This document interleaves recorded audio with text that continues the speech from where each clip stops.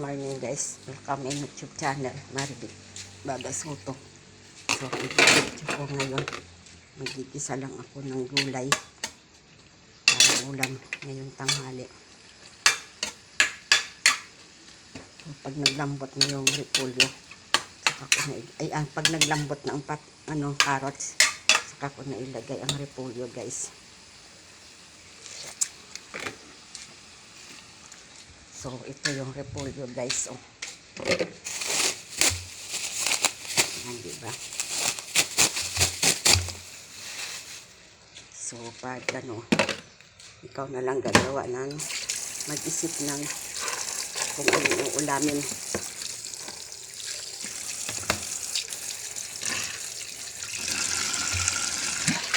Diba? Isipin mo na lang kung anong ipaulam mo sa dalawang bata guys. So siguro hatiin ko lang to ang repolyo. Hindi ba? Hatiin ko lang to. Tanggalin ko yung kasi medyo maitim. Medyo maitim guys yung yung pinaka niya. So, titingnan na lang natin kung pwede. So, ilagay ko ito sa pagong.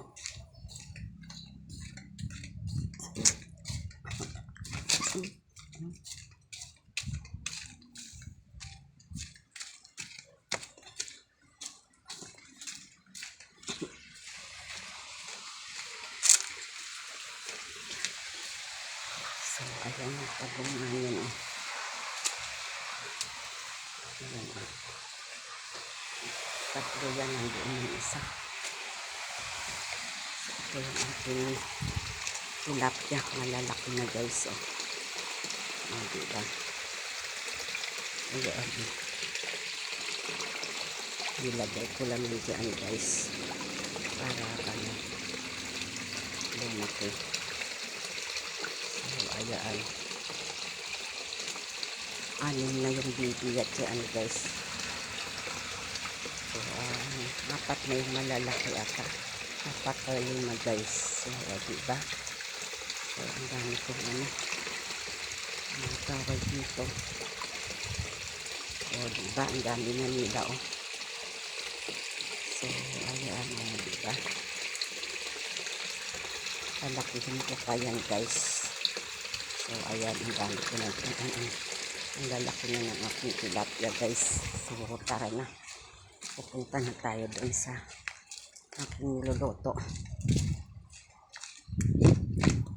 Ngayon, inayos ko na naman yung aking garden. Kasi may ibang halaman na hindi pwede sa araw. So, ayan. Iniba ko na naman guys. Tinanggal ko yung hindi pwede sa araw. Magbaba na naman ako doon sa ang pwede sa araw. So, ayan guys ang aking ulam. So, hiwain ko na yung repolyo para ilagay ko na guys. So, hanggang dito na lang ang aking video. Bye bye. God bless. Ingat po kayo.